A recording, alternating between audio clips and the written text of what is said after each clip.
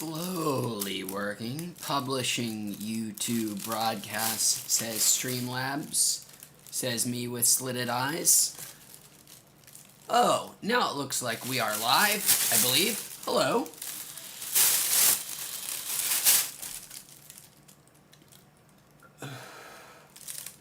Good to see folks. I'll wait for folks to get here and then we'll tincture it up and do a dab and some bags, and we'll just hang out and have a good time and talk about our lives and other bullshit. Hello, Stephanie. Good to see ya.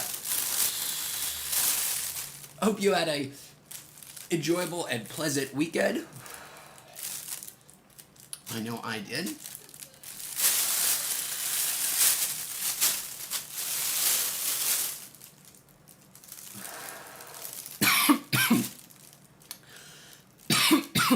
As always, Derek, what's up, Derek? Good to see you again, my friend. So glad you are here. Thanks for tuning in. We'll do this 300 milligrams I have advertised here in just a moment. Also in the middle of a Steezy review. This time going to trying their disposable line, the Steezy Lils. So we'll be hitting that every now and then in the middle of this review as well. Glad to see your weekend was pleasant, Stephanie. Rhode Island Hiker, good to see you back, my friend. Thanks for joining us. And it is nice to be hanging out with all these folks on another start of our week here. Although days of the week seem to have a less and less valence as time goes by. San OJ says, I got the Steezy Straw Nana. It's good AF. I've had the Straw Nana myself. It is pretty good. Pretty tasty if you're into those very flavorful terpenes, the very sort of, in no way to denigrate the very almost candy tasting. This is strawberry cough, and it's got a heavy strawberry taste. Not necessarily like real strawberries, but I still enjoy it. Derek says, I wish we could smoke together, Derek and Stephanie. One day, maybe, who knows? Maybe we can all smoke together again in the future. Dare to dream, hashtag something something, hashtag something something something. Lenore says, you look mega stoned in the live stream thumbnail. Well, isn't that good? Maybe that'll get us some people to come in. And I haven't even done the tincture yet. Which, let's do a dab and then we'll tincture it up.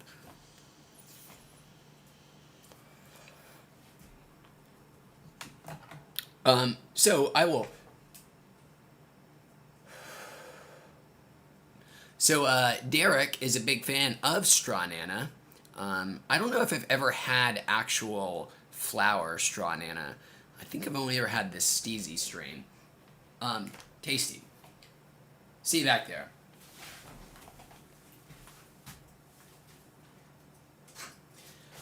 Back in the old Wheat Studios days, I had a 2-camera setup when I was real fancy and could do like a shot here and still talk to you, but that's going to be more work than I'm willing to put in for the moment.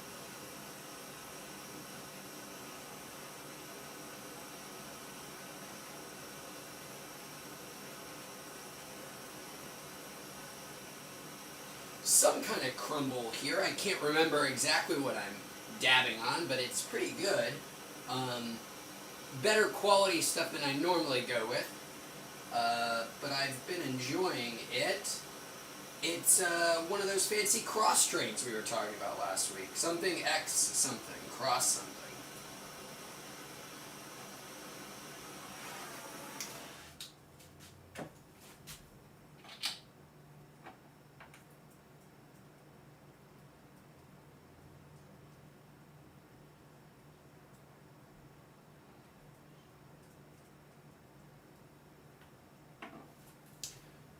There's our little crumble dab here.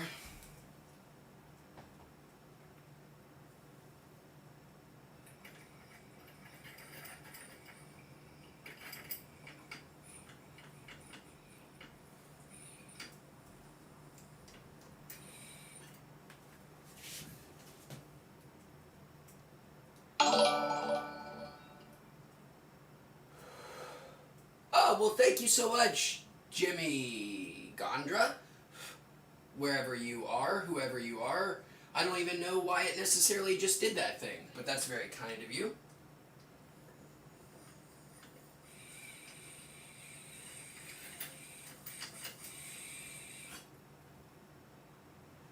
Let's get one more here, and then I'll come back and join us again.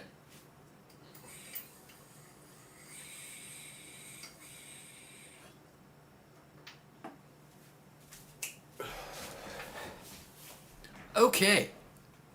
I'm back from that dab. I usually say that's for somebody, but I didn't do that this time. You know who it was for. One of you. And you know which one of you. And you're welcome. And thank you.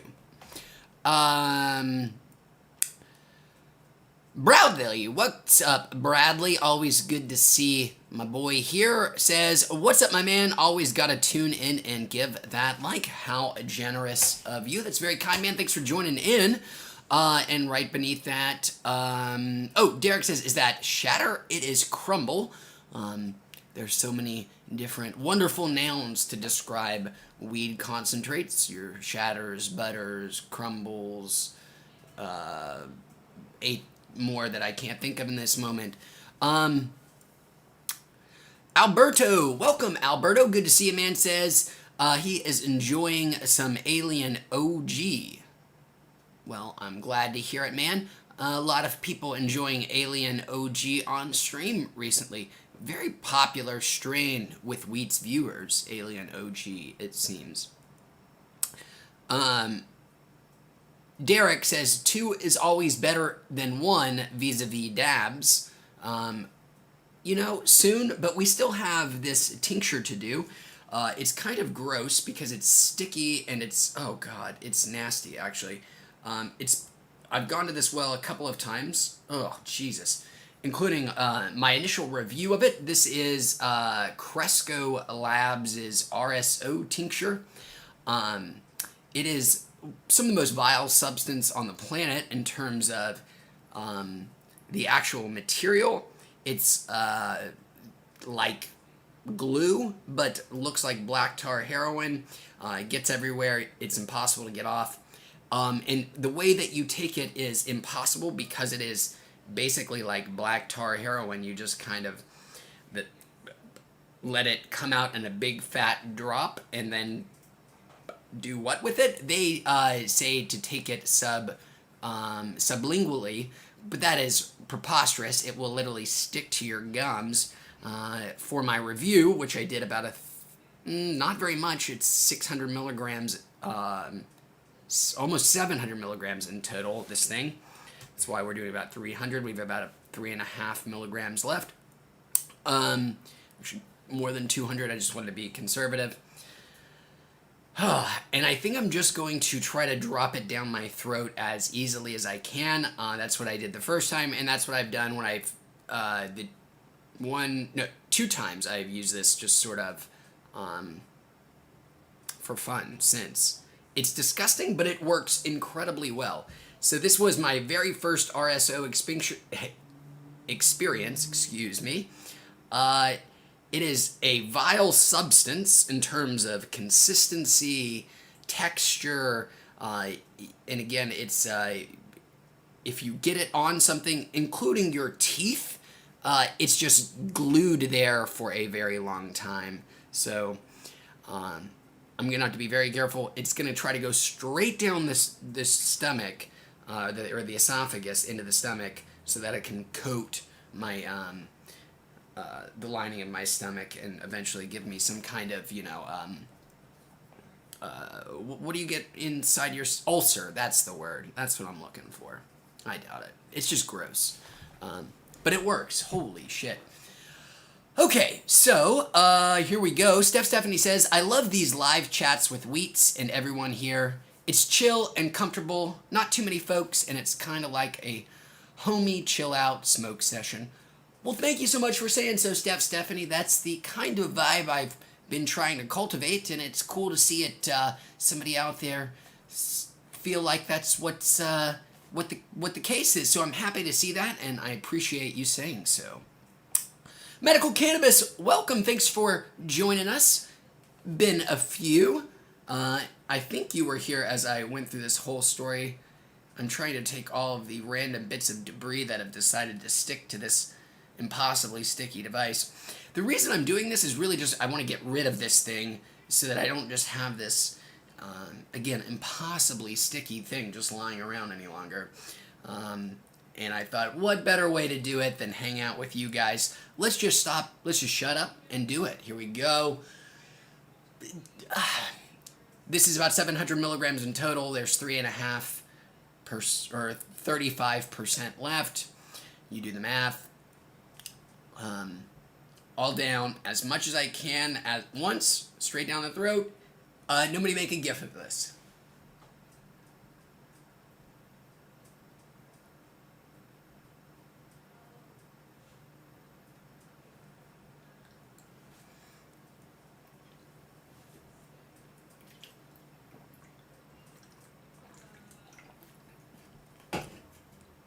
Oh wow, I can feel some of it on my esophagus, like coating the back of my throat. But it was more successful than I thought. Thankfully, it's largely flavorless. It's not a very offensive taste. It's just, again, so goddamn impossibly sticky. And it's stuck back there. But more of it went straight down than I had hoped, anticipated. Neat. We did it. The whole RSO remedy tincture. I need to put this in like a biohazard bag because it's so goddamn sticky. Get out of here, you. We did it. That is going to hit more quickly than a normal edible will. Not as fast as if I had done it sublingually. Again, not possible to do. I tried. You'll see that review. It's not good. It's kind of funny. But, holy Jesus, we've done it. I anticipate getting quite high from it. Quite high. Okay. Lenore Nor says, what is RSO? That looks treacherous and oddly very green tasting. Lenore, RSO is Rick Simpson oil. It is a just a way of making a specific type of tincture. Not a very convoluted method at all. You can look it up yourself. Anybody can do it. It just produces an incredibly thick liquid or very thin solid. People swear by it, especially those who use RS or use weed more for its like analgesic, pain,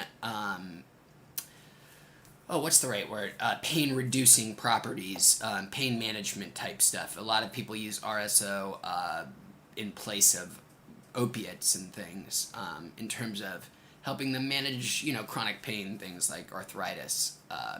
That is not why I did it or have tried it. I have just had a lot of people ask me to review something of RSO and finally got around to it. And it's as strong as advertised, that's for sure. But you have to be careful because it is like out of a comic book in terms of it's basically like drinking the scraped stuff out of your bong. Drinking. That's what I did. They recommend you do it under your tongue. Lenore Nor says, I don't know why you're taking that. Send me into a nostalgia of as a kid of watching others swallow sweet tarts whole. That is a thing that happened when you were a child. Kids would compete in swallowing sweet tarts. That actually feels kind of like cheating to me. Like, you don't, the majority of the like overwhelming sweet or sourness of a sweet tart, and now I'm salivating quite a bit thinking about those intense flavors, is when you bite into it and you get all the powdery sugar spreading out all over your tongue. Just swallowing a sweet tart's like, you may die from choking to death, but it's not going to be as intense, I wouldn't think. Anyways, medical cannabis says that you can smoke your RSO and that the volcano has a specific device for it. I did not know that. I will have to look into it. Thank you for the heads up, medical cannabis. I know that there are oil converters for the volcano that allow you to do, they have a specific name. I've been on these stores in Bickle's site quite a bit recently, learning a lot, but not getting a lot after learning and ordering, but still not receiving. I understand it's a coronavirus, but come on, stores in Bickle. Come on, guys. It's been a long time now. Anyways, Gas Gutta, welcome Gas Gutta, like that name, says, I was watching your Green Hornets review, and you're live, dog. Well, isn't that just a perfect reason to tune in? It's like fate. You were saying, hey, I was wondering about one of these Green Hornets things. I'm going to check out this YouTube's boop, boop, boop, beep, boop. There you are. There's this guy. I'm going to check this out. Then, while I'm checking this out, this motherfucker's just coming live on the air. Fate. Welcome. I'm glad you're here, Gas Gutta, and I love saying your name. Fur Bear, welcome yourself. Mad Crypto, welcome yourself. It's the Rogues Gallery here, back to back. Mad Crypto says, what's up, bro? Get high and fly higher. Don't we always try, my friend? Gas Gutta says, so if I get a 10-pack of gummies, I should eat all 10? I'm an everyday smoker for years, just don't know about edibles. Gas Gutta, excellent question. Even if you are a daily smoker, your first edible could be a very, very different experience. You may just metabolize them more intensely. You're not going to be sure how they're going to affect you until you do it yourself. I know daily smokers who can do incredibly small amounts of edibles or any kind of ingestibles, tincture, whatever, and get uncomfortably high every time, basically no matter how small the division. And then on the polar opposite, vice versa of that, I know people who are daily smokers who can do amounts of edibles that normal people would find disturbing and not really feel much of anything. So my suggestion to you, Gas Gutta, would be just simply start with one, see what happens. You don't need to wait the full 2 hours necessarily to see if it's going to hit you.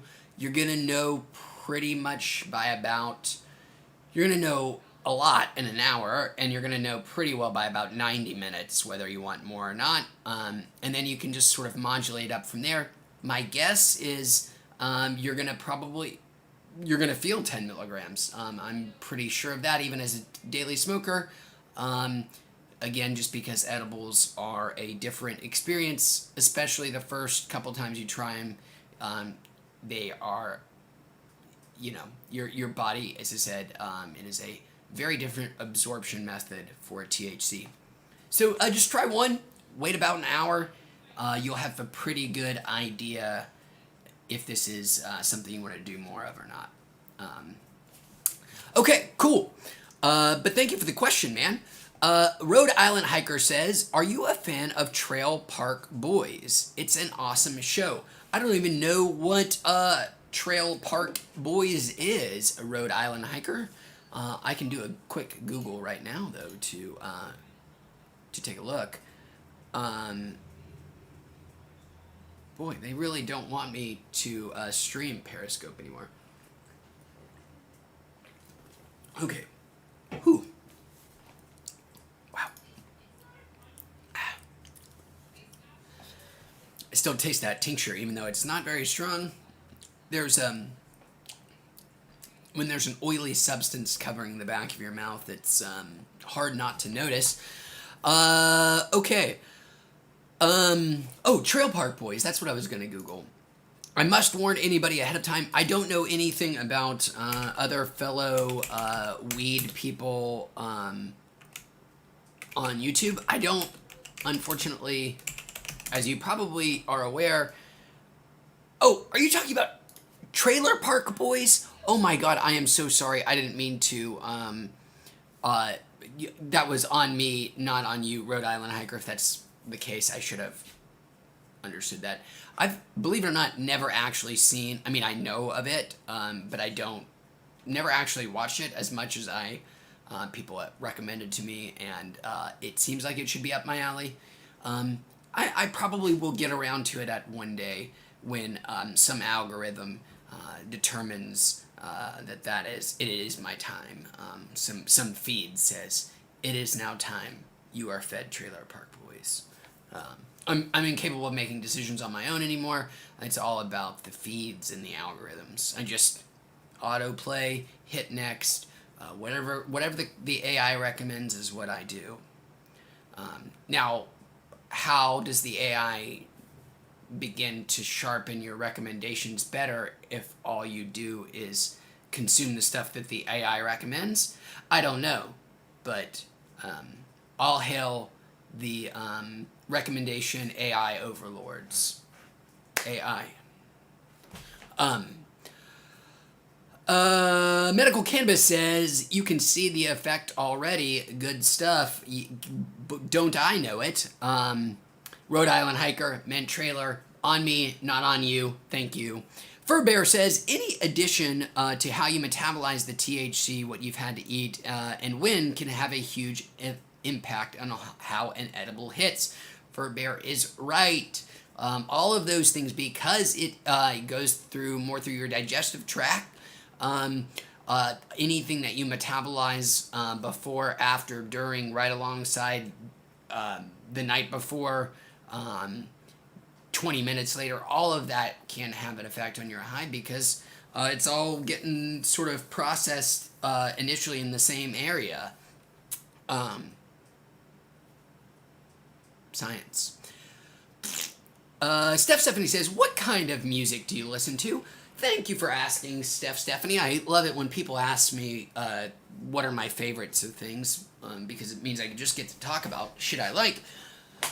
Music, unfortunately, is the one I can speak less, well, maybe for your benefit, probably it's to your benefit that I don't have as much sort of knowledge. Wrong choice of words. How fucking.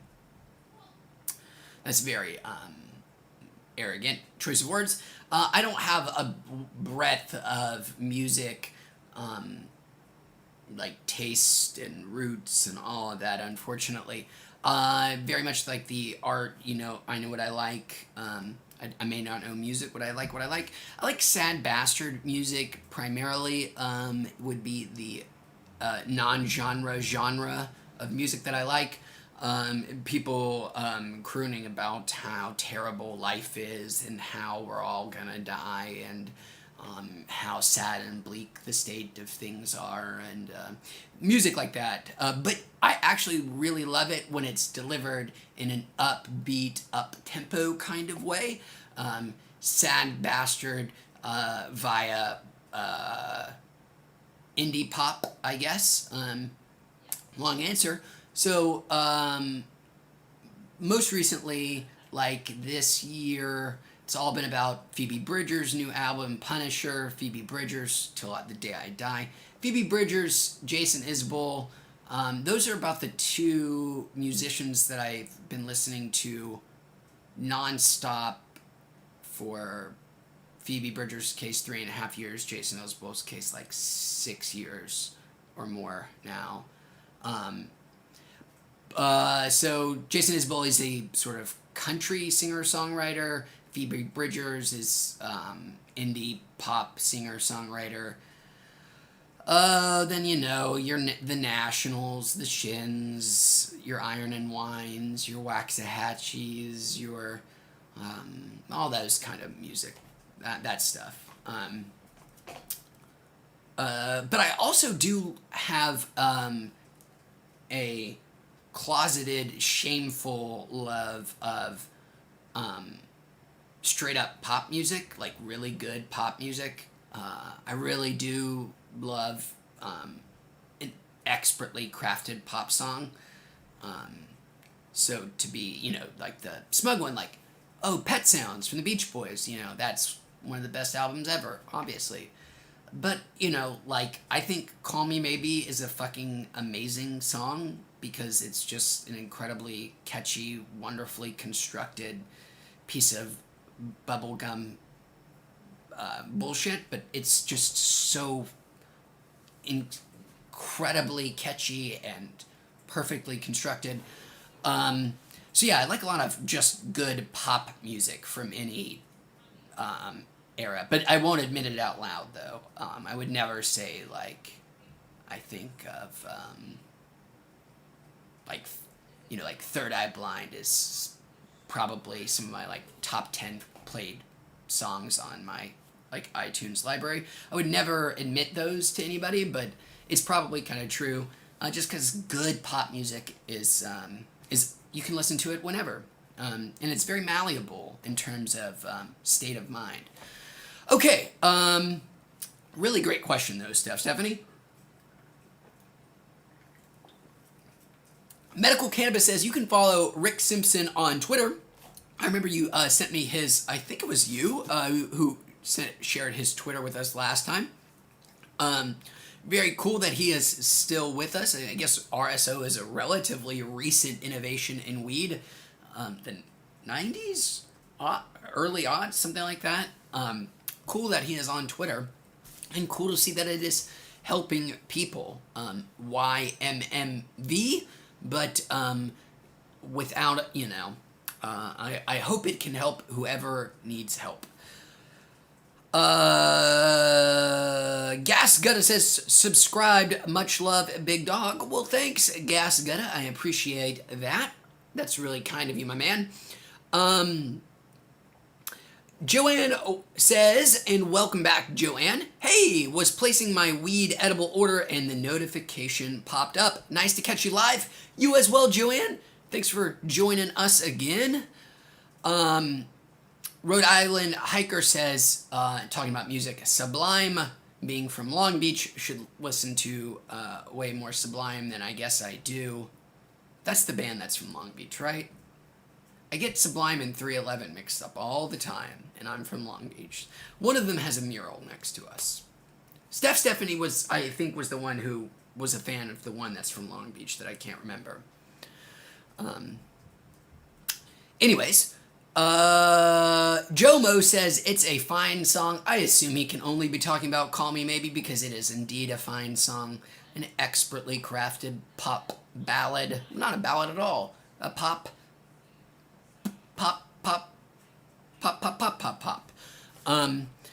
Furbear says, at Gas Gutta, talking to our boy Gas, says, you gotta find out how you respond. Some people prefer to do edibles on an empty stomach. Others prefer to have a little to eat with. You just have to see what works for you. Furbear always dropping that great knowledge on us. Excellent advice there, Gas Gutta from Furbear. I couldn't agree with any of it more. Again, a lot of it's just going to be dependent on you. Fairbear nails it. Ryan Rodriguez says, how we doing today, mate? Well, Ryan Rodriguez, I'm doing pretty good myself. Happy to be called mate. I wish us Yanks would start yanking our mates more, because a good mate yank swap would probably be, I don't know, it'd be fun if we could be swapping yanks with I don't know what I'm trying to say.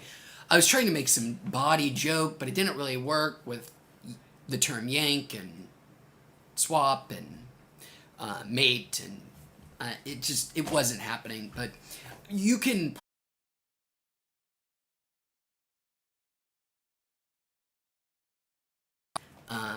ribald method than I was able to, because I was trying to make a joke about jerking off and just couldn't pull it off.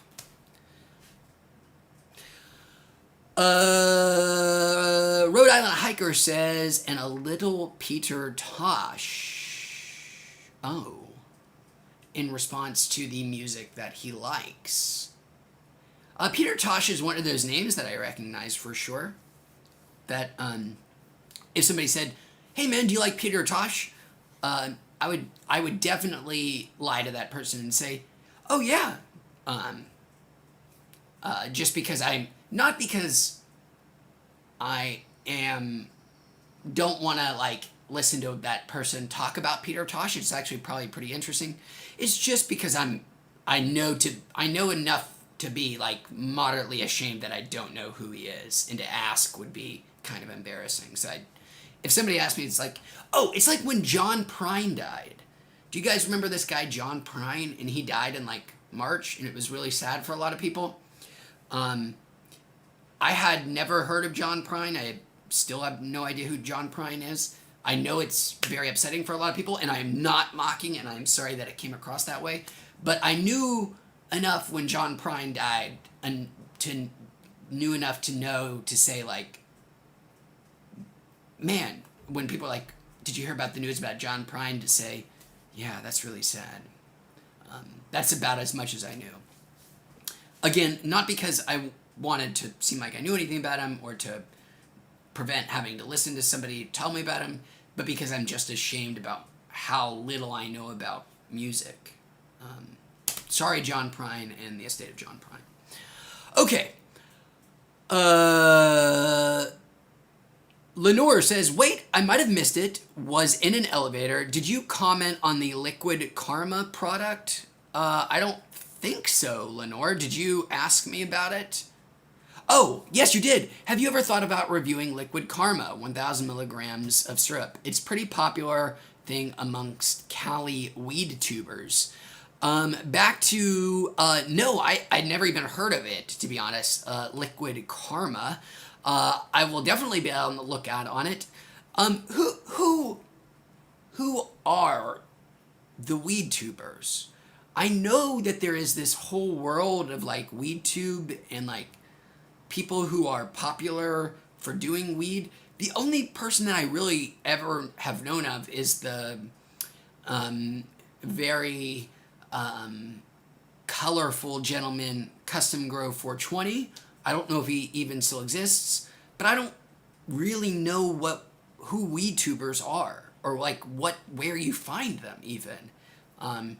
I'm very out of the whole thing. I mean, I'm not against it in any way, and good for that whole community, but I'm just oblivious is the point I'm trying to make. Okay. Gas Gutta naming some of his favorite bands there. Don't recognize the names, but again, ignorance.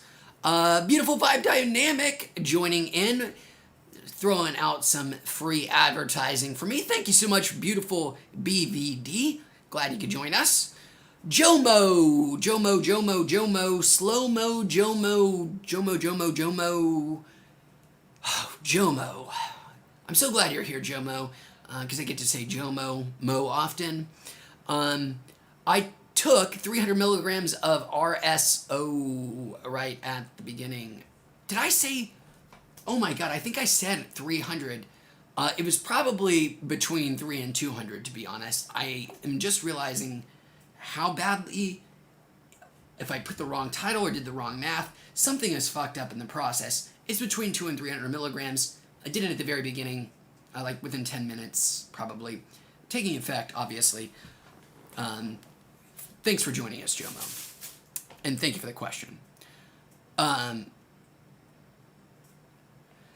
Medical Cannabis says the UK gives out free opiate prescriptions, yet my medication costs $280 an ounce per week. 280 pounds, excuse me, not dollars, slap, slap, the world is mirrored. That is very sad to hear. I wish I wish your NIH would, start to subsidize the cost. It's pretty clear that having people on weed is going to be better than having them on any kind of opiates. And it would be far cheaper to subsidize in terms of raw costs marijuana than opiates. For the NIH, I don't know why they are so reticent. I mean, there's a lot about UK's drug culture that I guess I just don't quite understand. Like, the UK has such a more vibrant, strong, present drug culture than the United States does. Like, party drugs and shit are much bigger there than they are here. All kinds of drugs are. But there seems to be less effort on the legalization, and I'm not sure why. If there's like a cultural thing with the UK and drugs that prevents more legalization stuff being talked about, I don't know. But I'd love to for you to fill me in, medical cannabis. Although I think, if I remember correctly, you're from Scotland. I apologize if I got that incorrect. Boy, that shows how far behind I am in chat. Furbish has definitely got the body intent. That was back in the Yank Mate era, which was a while ago. Gas Gutter says, yeah, he's no longer with us. Correct. BVD says, not really my forte. I don't remember what that's in response to, but you do you. Thanks for joining us, whatever way you're doing yourself. Sorry for that came out. Woof. But thank you. Joanne says, totally agreeing with the finding out what works for you. Slowly. COVID is a great time to titrate yourself. Joanne also dropping the knowledge. And if you are have a lot of free time on your hands, no better time to experiment safely. Okay. Stephanie says, I've never heard of anyone that you've mentioned. I don't remember who I was talking about, but again, I'm kind of high.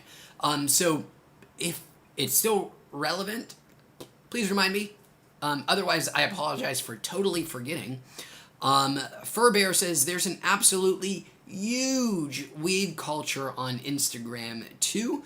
I think I had heard that. I've seen a lot of people. I also know that Instagram is a huge market for weed. Actually, a lot of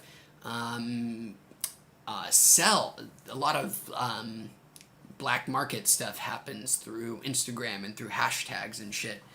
Or at least it was as of like a year ago was the last time I was sort of keeping tabs on that. But the last I remember, yeah, it was a lot of weed was being sold through Instagram and advertised and all kinds of stuff. Boy, Instagram, man. I think back to the days where a young, bright-eyed, beautiful, cherubic Marky Zuck, the Zuckster, Zuck, was like, I'm gonna buy this Instagram company for like $900 million, and I'm an adult, and I can buy things with my money. And people are like, Mark Zuckerberg, you stupid dumbass. How can some stupid app that people fucking put dumb pictures on with filters be worth $900 million? Mark Zuckerberg, you're a dumb piece of shit. Facebook is over. You're on your way out. Get out of here. And now Mark Zuckerberg is both very sorry and he's both very sorry and in charge of, like a third of the world's communications go through his servers. So Who's laughing now? The journalists at Wired magazine in the early aughts, or the early teens? Early that decade. Or Mark Zuckerberg. Neither of them. Nobody's laughing, let's be honest. Everybody's pretty miserable, but if Mark Zuckerberg were capable of laughing, he would be laughing at them. He's probably paying somebody to laugh for him right now. These are my, oh man, Mark Zuckerberg.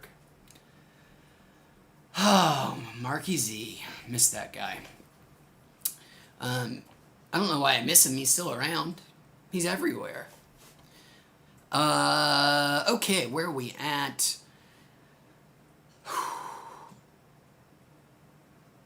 Looks like people are talking about weed tubers, more of those people. Rhode Island Hiker says, Troy and Jerry and Sneaky Pete are awesome. I'll take a look at those names.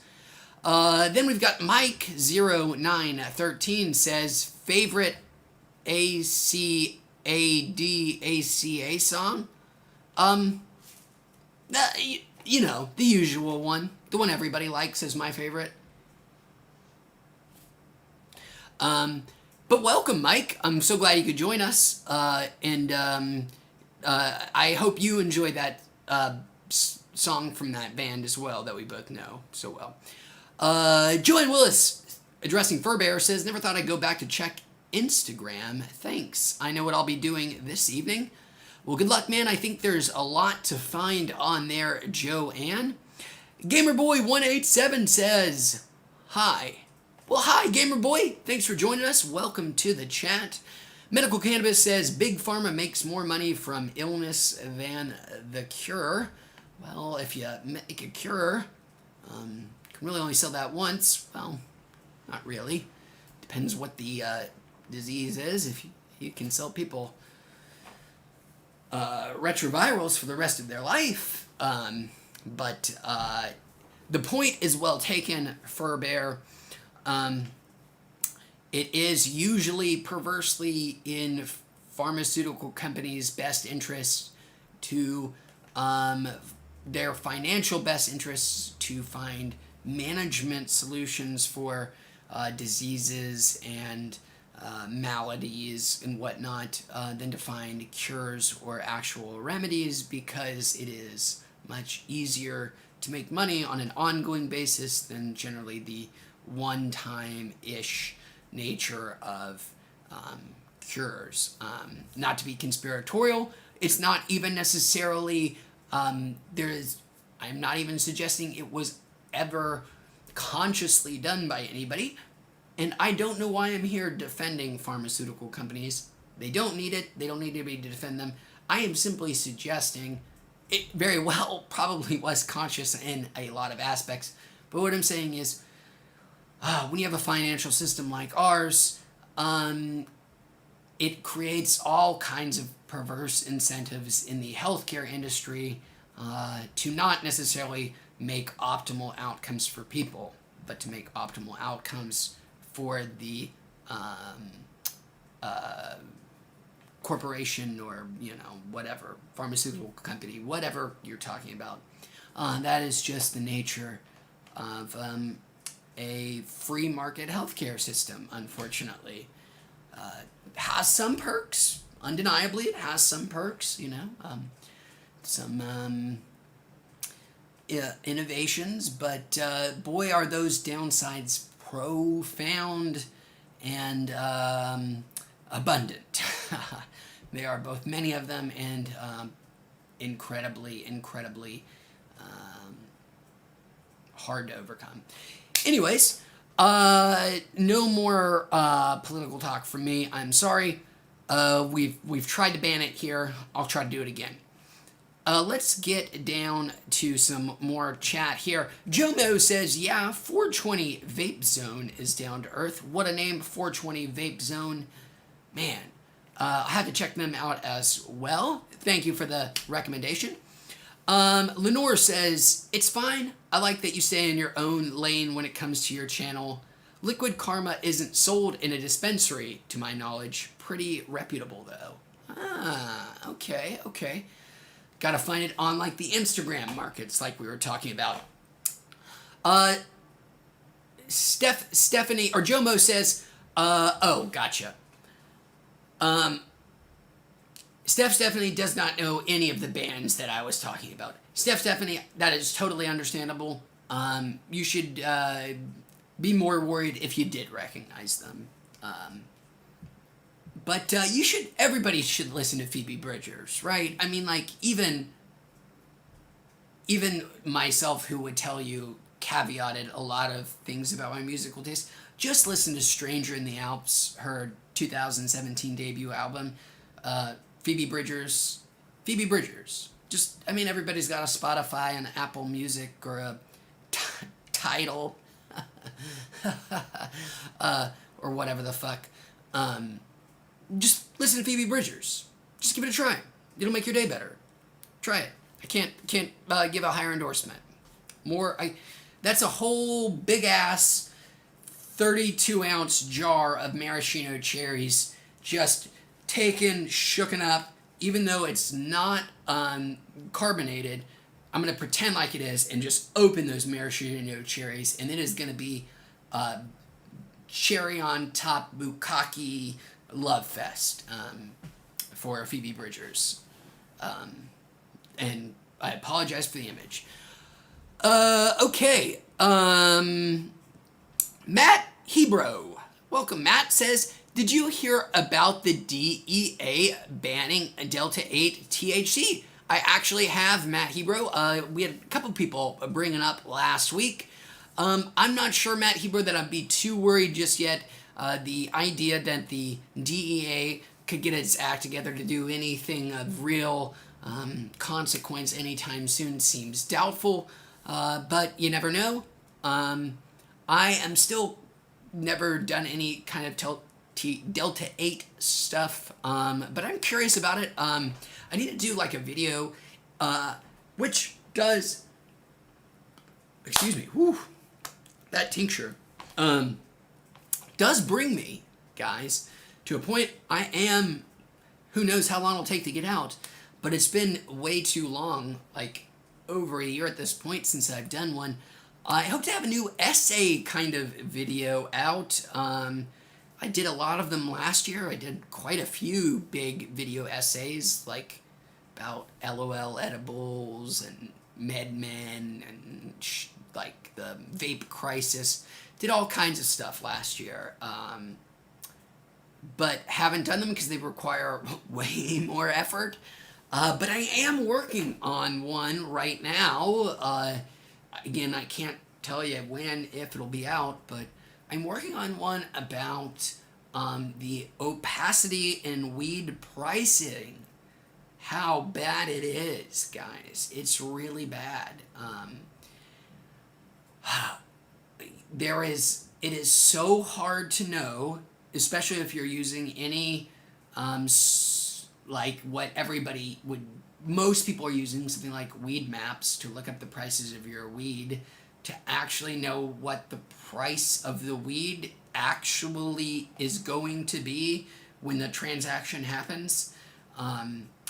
It is very difficult to know, and it is shocking to me how much different dispensaries are willing to take advantage of the fact that the tax structure for weed in California is so stupidly structured, and so much all of it is put on the consumer themselves, and as a result, how many dispensaries and people will take advantage of your ignorance. It's gross. I really hate the whole. I love taxes. I'm a tax guy. Tax me.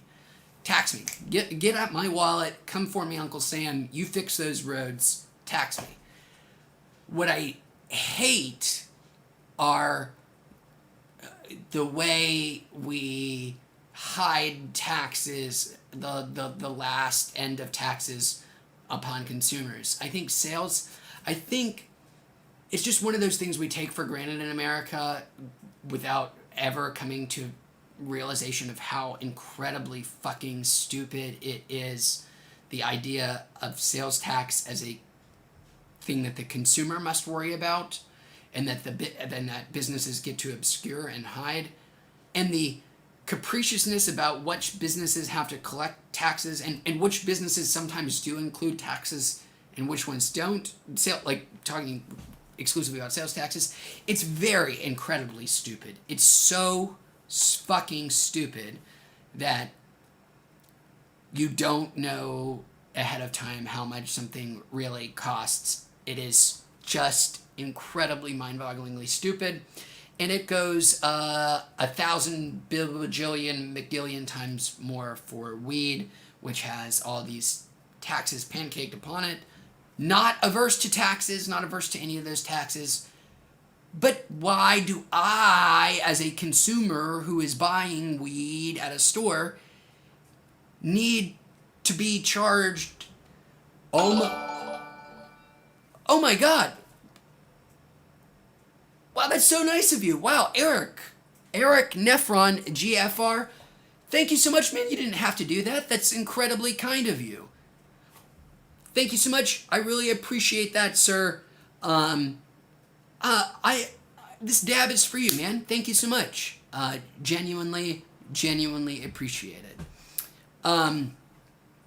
Taxes. Working on a video about, again, the opacity of the tax structure for weed in California. Exciting stuff. But something that really does piss me off, and I think is just grotesque and perverse and weird. And why do we do this? There's no reason. Eric, dab for you, my friend.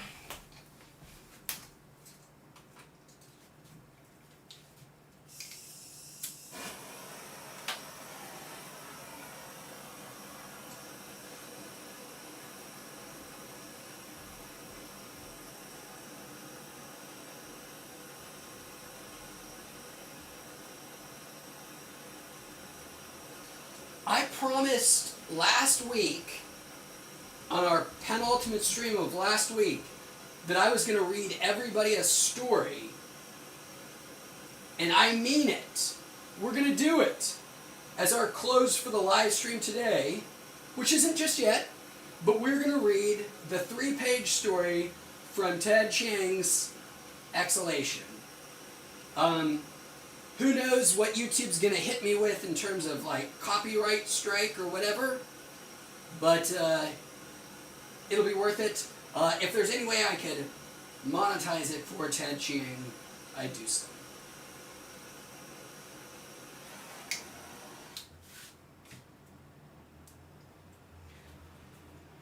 So this is for Eric. Eric, thank you so much, man. Again, that is incredibly generous of you. You are a kind, generous, well-meaning soul.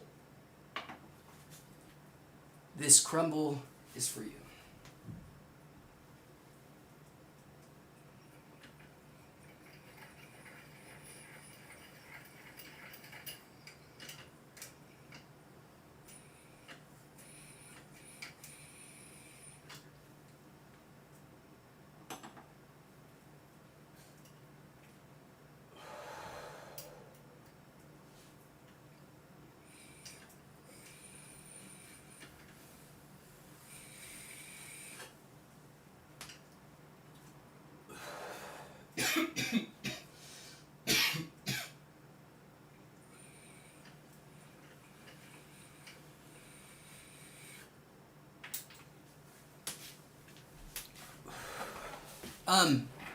Okay, where are we here?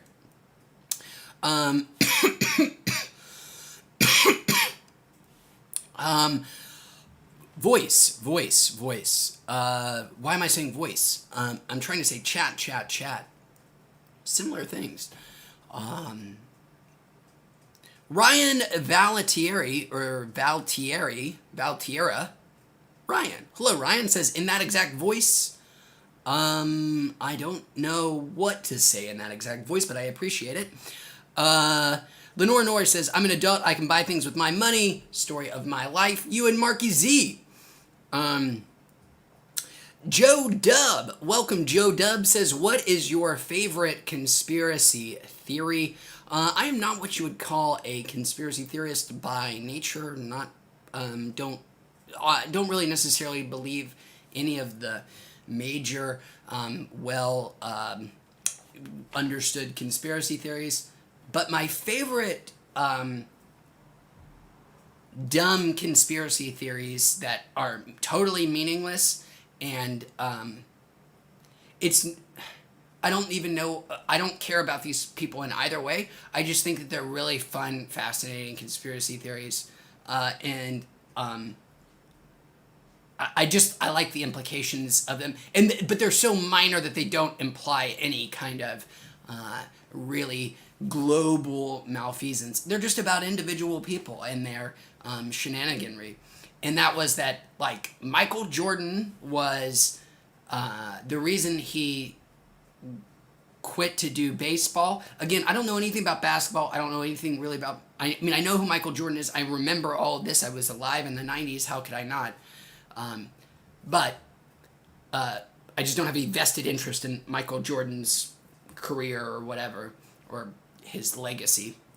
But I love the conspiracy theory that he quit basketball at the height of his career to start a baseball career, not because he wanted to see if he could do baseball, but because it was a secret agreement with the NBA to actually, as a punishment, to get him to leave the league because he had been gambling so much on games. And it was like a hush-hush agreement to prevent it from getting out to the news. I don't understand exactly how that could be true or why that would make that any more or less likely, but it's fun. It's a fun conspiracy theory. And then my all other favorite one is that, and this one does actually have a piece, it has its own Nessie, its own Bigfoot, its own Zapruder film, its own like foundational photographic evidence document, as all good conspiracy theories should, and that's that Beyonce was never actually pregnant. That she, it was a surrogate, and she was faking her pregnancy because she, for whatever reason, didn't want people to think that she had her child through a surrogate. Why? I don't know. People might have prejudices based on that. But that she did, and she faked the pregnancy. There's like this great video that I've seen back when the internet was slightly more innocent, and watching a Reddit clip about a Beyonce pregnancy bump collapsing on some interview, like that inverts on itself, seemed like not nefarious, but actually kind of fun. Now I would see that and I would think, like, what kind of like racist, awful, disgusting, you know, where is this coming from? Who benefits from this? Who is taken down a peg by this? Like, why am I seeing this? It was a more innocent time. But that is also one of my favorite conspiracy theories, is that Beyonce was never actually pregnant, that she faked it. Again, I don't actually know if either of those are true. I don't actually have any, I don't believe them to be true, but they're just my favorite ones because they're harmless mostly, I think. Who gives a shit either way, really? I don't give a fuck. Okay, Lenore Noor says, well, thank you so much, Adrian Parker. I appreciate that, wherever you're joining in from. Thanks so much for the like. Lenore's, oh, sorry, I think I jumped ahead. Missed a lot of things, but that's okay. I'm incredibly high. Furbear says, the DEA needs a cranial enema. Used to call those lobotomies back in the day. Right, that frontal cortex. Just like my boy, Randall P. Murphy. How dare you, Netflix? I am not a golden calf. There is nothing should be brought back. There shouldn't, I'm not like a bemoaner of remakes and reboots and the dumb, inevitable, continual churn of the same stuff that this sort of creative industries produce. But Netflix, you cross the goddamn line when it comes to One Flew Over the Cuckoo's Nest. A Nurse Ratched prequel, like making Nurse Ratched a sympathetic character. How dare you? What do you? And is Ryan Murphy involved? If Ryan Murphy is involved, I'm just gonna fucking I can't. You can't do it to One Flew Over the Cuckoo's Nest, man. If there's one piece of the cultural canon that's sort of like set, it's both the book and the movie. How dare you? How dare you? I think we got there because of lobotomy.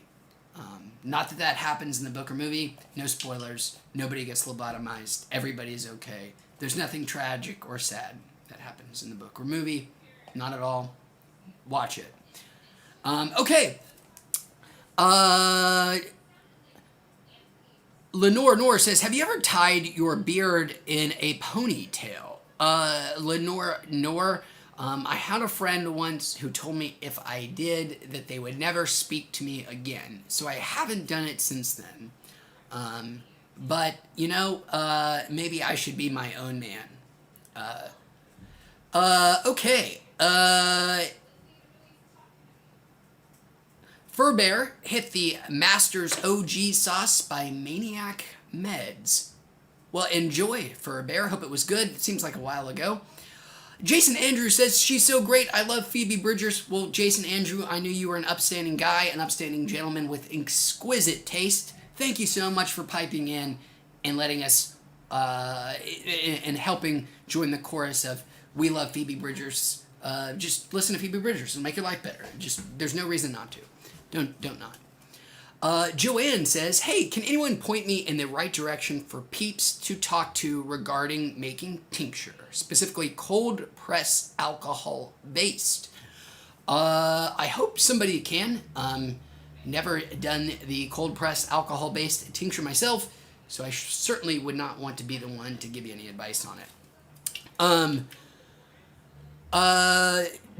Joe Mo says, DEA changing the language of how the THC percent level of 0.3 THC percent dry-based plant to 0.3% of extracted hemp. Not sure if this makes sense. Look it up. Joe Mo, I think I understand what you are suggesting, and it is very much in line with the DEA to fuck with the sort of labeling of things in order to further push things into illegality using not actual statute-based or legislative-based methods, but more through bureaucratic shenaniganry. Okay. Furbear says, I hear you on pricing when the same cart can sell between for $20 or $25 or more difference between dispensaries in the same area. Yes, Furbear, pricing on weed is very, very, very bizarre to me. Even taking the removing the tax part of the thing out of the equation, let's just say the pocket, whatever you at-home costs for weed is so wildly different between different legal dispensaries. I mean, we're talking, you know, sometimes you could go to a dispensary in the same zip code, buy the exact same 5 products, and at one place pay, you know, literally double the cost at another place. It seems to me like weed should be like commodities, much more commoditized at this point. It should be, you know, if you, let's say convenience store items, like you take 5 random convenience store items and buy those 5 exact things at 5 different convenience stores, like I bet the prices are all going to be within about 30% of each other, the final price. With weed, it's going to be like over 100% difference easily. And I don't understand why the price structure is so wildly varied when it should be far more commoditized with the amount of like competition. There are a lot of dispensaries now. And here in Long Beach, there's there's one dispensary that I go to when not looking for specific products for specific things that I go to just because of the way they charge tax and that their price is as is. I will support them to the end of time. But they are also just cheaper than everywhere else by a large margin, and I've never been 100% sure how they managed to pull it off. Okay. Eric says her voice is hauntingly beautiful. Thank you for the recommendation. Eric, well, thank you for checking out Phoebe Bridgers in addition to that wonderful donation. I'm really glad you're enjoying her. I hope you continue to enjoy Phoebe Bridgers. I can tell you this about Phoebe for 100% sure. There has never been a person that I have suggested listen to Phoebe Bridgers that goes on to listen to Phoebe Bridgers that then doesn't continue to listen to Phoebe Bridgers from that point forward. I recommend a lot of things to a lot of people, and the Phoebe Bridgers success rate is at like 100%. If people take the time to listen to her, they're fans. It's impossible not to. Okay. Fur Bear says, I join in if I hadn't just done a dab. Well, that was a while ago, so I hope you're not feeling bad still, Fur Bear. We'll get another chance here in just a second. Goodbye, Stephanie. Thanks for hanging out. But out one in another, we got Billary taking Stephanie's place. Welcome, Billary. So glad of you to join us. Thanks for tuning in. And Jomo says, Arizona won't have a price difference greater than $5. I also only go where they have buy one, get one's free, but in a pinch, no less than buy two, get one free. Got to take advantage of those promos, man. That is a similar situation here. It is all these markets are very heavily predicated on things like different promos and store rewards programs and all of those things, which I've never been sure if it's probably like a tax thing. Like, you can give away product. Like, if you do a buy one, get one free, it's probably an easier way to give people more weed for their money without charging them as much tax as you would normally have to. I can't really think of another reason why it would be so. I mean, every dispensary engages in these kind of things, and I've never been 100% sure why, because it's unique to like weed dispensaries. This very promo heavy thing. Maybe it's because weed is a nascent market and there are a lot of like brands fighting to establish themselves. They're giving away a lot of stuff. I don't know. Maybe there's another essay in there. Okay. Well, as we are winding down here, I did promise to read somebody some book. I think I'm going to do one more dab. We'll do this dab for Fur Bear, who hadn't just done one. And Jomo speculates that it is for brand loyalty. That is a very good guess, Jomo. Fur Bear. No, Fur Bear, I'm taking the dab back, not because I don't love you, Fur Bear, but because you have dabs. For whoever is out there that is dabless, this dab is for you. Here we go.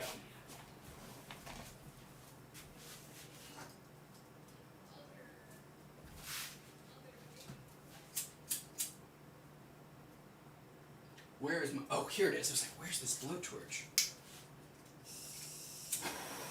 Fur Bear, this dab is also still for you. I feel bad for taking it back. That was rude of me. That was uncalled for. Fur Bear and everybody. Just everybody. It's a world dab. Better be a big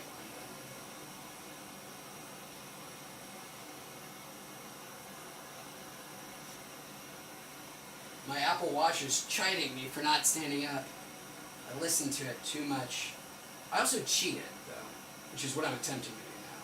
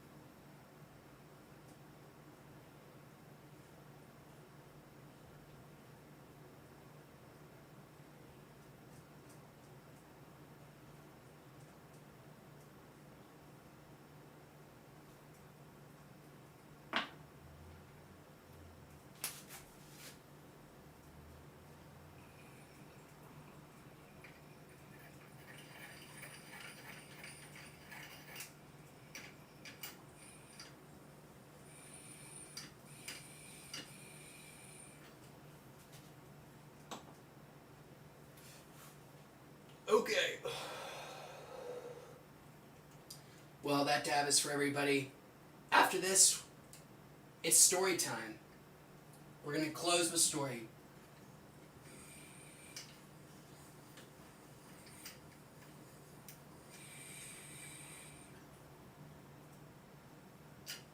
One more.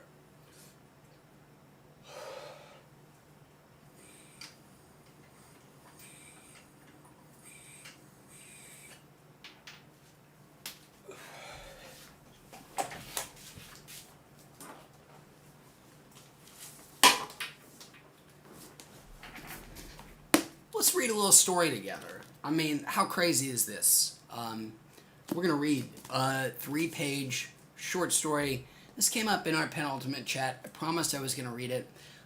In this little tiny book of short stories is, I believe, the greatest 3-ish pages, the best interpretation, the truest interpretation of the our actual universe, the real sort of actual experience of the universe is contained here. It is one of the greatest examples, I think, of art being able to express ideas in science better than any sort of paper can, any sort of intellectual explanation can. I think in a story form, Ted, and again, I'm so sorry if you ever see me ripping your story off here and reading this, I apologize. It's only because I love it so much. I couldn't love it any more than I do. In fact, I think it's one of the greatest things ever written, bar none. Not just sci-fi. If you ever see this, I apologize. Let me know. I'll donate $100 to any charity that you want me to for reading this without your permission.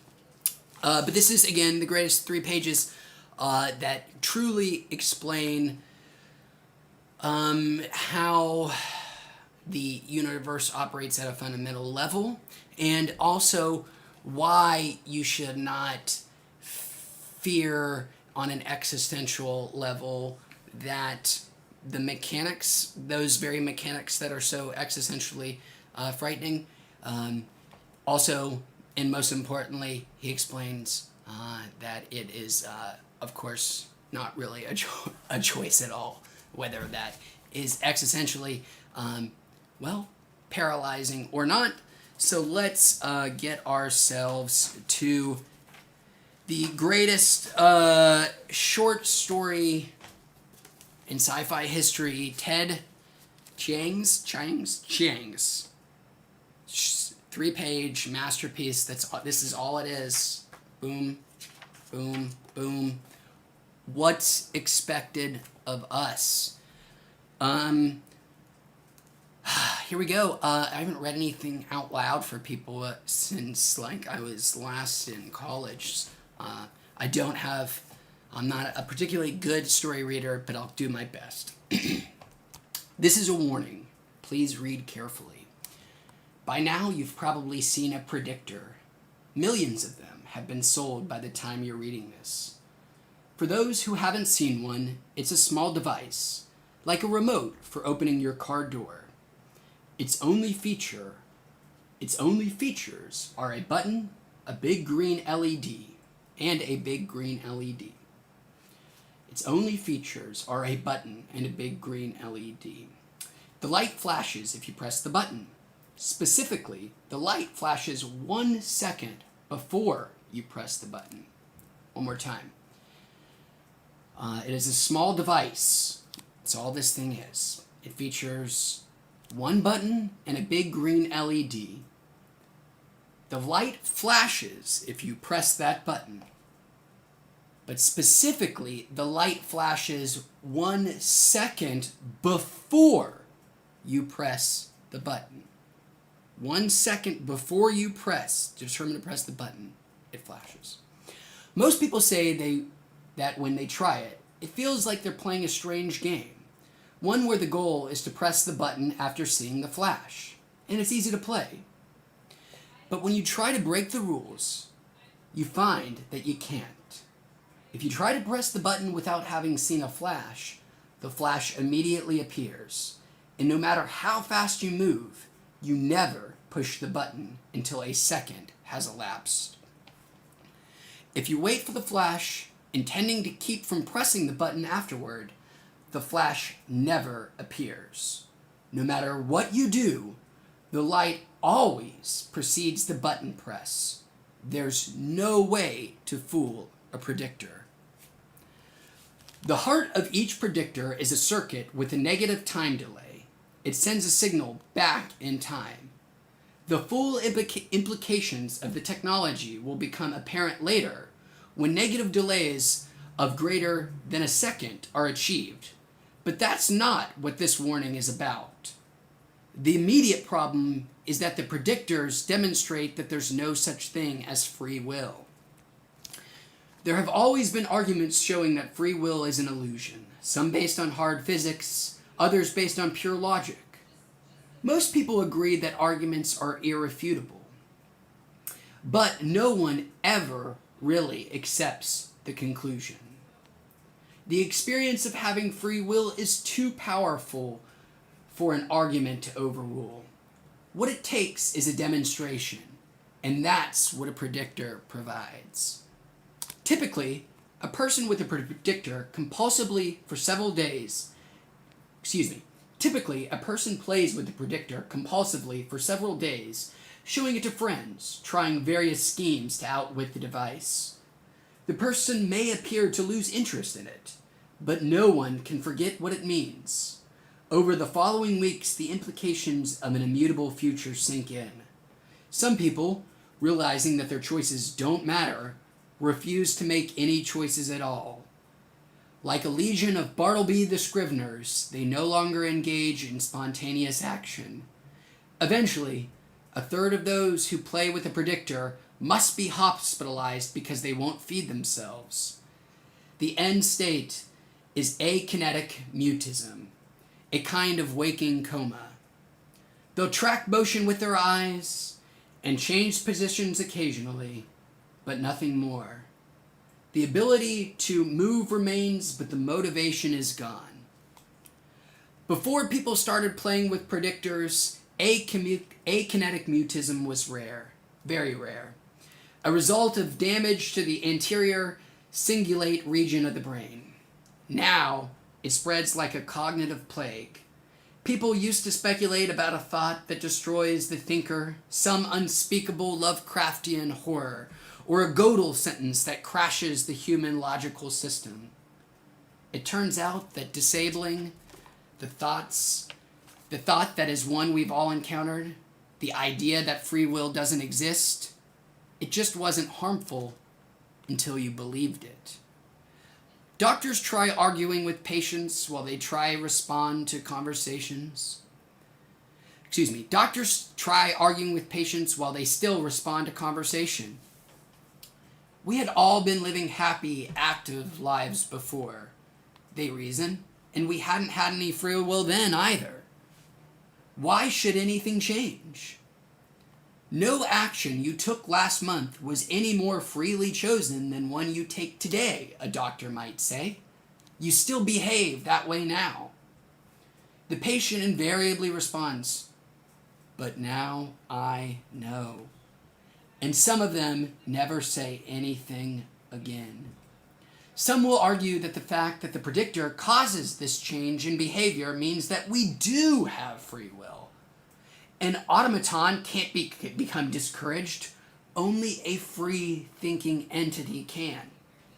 The fact that some individuals descend into akinetic mutism while others don't just highlights the importance of making a choice. Unfortunately, such reasoning is faulty. Every form of behavior is compatible with determinism. One dynamic system may fall into a basin of attraction and wind up at a fixed point, while another exhibits chaotic behavior indefinitely, but both are completely deterministic. I'm transmitting this warning to you from just over a year in your future.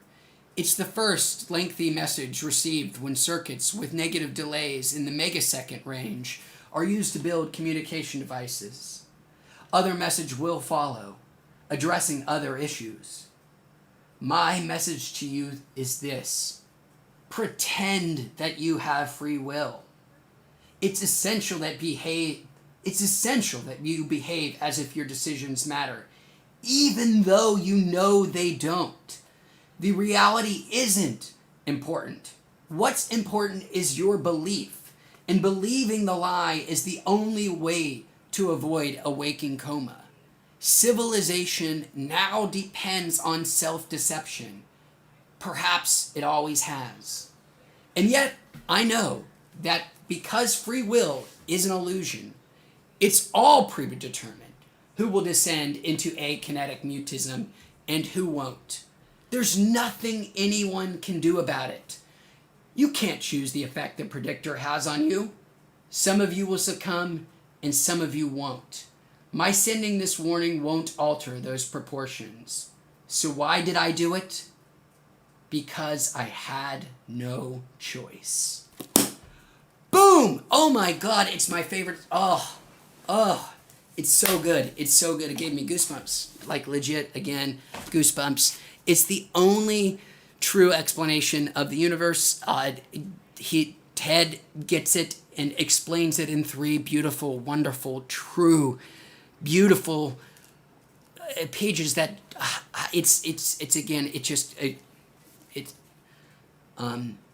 I could not love it more. I have no choice. I have no choice about how much I love Exhalation. Read the whole collection is incredible. Top to bottom, every single story in here. I think there are 9, all incredible.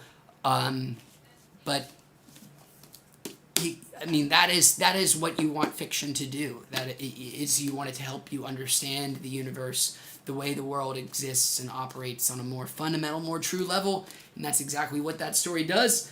And guys, I thank you so much for watching this stream. I'm sorry, I don't even know if anybody is still out there listening or watching. I hope so. I hope you enjoyed that. I really had fun reading a story, as poor as it was. My reading, not the story, which is amazing on every level. I'll defend it to the end of my days. With that, that is going to do it, guys. I am nice and incredibly, wonderfully baked. That tincture is beginning to peak, but my voice is shut. Thank you so much, Eric. Thank you again, if you are still out there, my friend, for your wonderful donation. That's very generous of you. I really appreciate it. I appreciate everybody hanging out for any reason. It's super, super awesome hanging out with you guys. And if anybody is still here listening to the very end, well, buy the book.